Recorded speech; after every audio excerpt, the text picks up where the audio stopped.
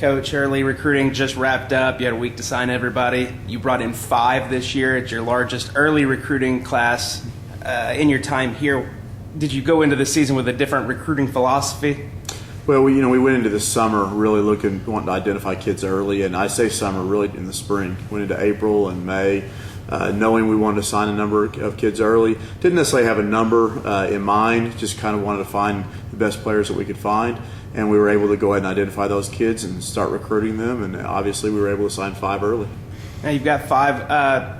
What's the position breakdown a little bit? You don't really recruit forwards and guards and things specific. You recruit kids that can play really anywhere on the floor at a given time. What was your philosophy position-wise going in? Well, we always try to look for a point guard. I mean, that's something that we always try to do. But overall philosophy is to try to find kids that can play multiple positions. I think that's important at the Division II level because of our lack of scholarships. We like to have a big roster, but we definitely want to have a big roster that has kids that are versatile. If you have 2 or 3 that go down with injuries, or maybe you have some kids quit, or whatever might happen, you want to be able to fill those spots with kids that can go ahead and play multiple number of positions. And then whether that's a kid that can play a 1 and a 2, or kids that can play 3, 4, 5 combos, we like to try to find kids that can do those things. A little bit about each of your individuals. Just start at anywhere you want. Yeah, we'll start with kind of a 1-2 combo in Madison Timms, girl from Mount Vernon.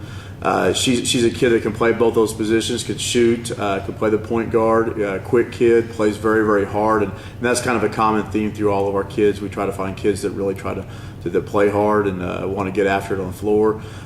Second one would be Shelby Hill. She's from Melissa, Texas, and I know I'm having to look down the list because we've got 5 of them on here, but Shelby Hill is from Melissa, Texas. Those kids were, Madison and Shelby were teammates in summer ball. They both played for Team Texas 17s. Shelby's a kid that can play a lot of positions. She can probably play anywhere from the 2 to, if you want to call it, the 5. We don't necessarily have true centers. It's more like just post players that can play forward type spots, and Shelby can do those things. And she has the same characteristic of a kid that really competes hard, and it's probably her biggest attribute. She just is a very, very hard competitor, but she can shoot out a little bit, play in the post. Paige Turner, a girl from Rockwall, played for Texas Fire Black. Another versatile player, very good athlete, can run up and down the floor. Could finish around the basket, and again, a kid that competes very hard. We're really excited about getting Paige as well. Taylor Richards, a local kid. It's a kid that again can play a number of positions, but probably is going to be a 1 at the college level. A very strong kid, athletic. We think that she's going to be able to defend very well because of her strength. And, of course, people around Durant are going to be real familiar with for Taylor. In fact, she was her conference player of the year last year as a junior, so expect big things out of her as a senior. And then finally, last but not least, would be Brianna Small. They actually call her Smalls. That's not necessarily her name, but they all call her Smalls. She's from McKinney High. And Brianna is basically a very, very strong, we would call her a 3, 4, 5 type player, maybe even the 2, because she's very athletic, can finish around the basket. Again, a kid that's very, very versatile. Been a busy week for you. Not only have you had early signing, but you've also started the season. Just a little bit, you got 3 games under your belt, 2-1. Just your early thoughts on the year. Well, we went down to Austin to St. Ed's Classic and opened the year with a win against Kingsville. It was a game that you got to kind of knock the rust off. Even though we've scrimmaged, we've not really played an actual game.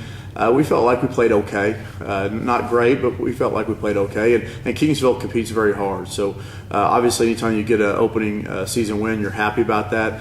Played the next night against Missouri St. Louis, a team that has a lot of weapons, offensive weapons, and we did not feel like we played very well in the second half, especially in the first half in that game. Got way down, but in the second half we're able to come back. Actually got down by as much as 20. We're able to cut it to 1 at the last media, but just kind of ran out of gas. So we weren't very happy with our first half in that game, offensively or defensively.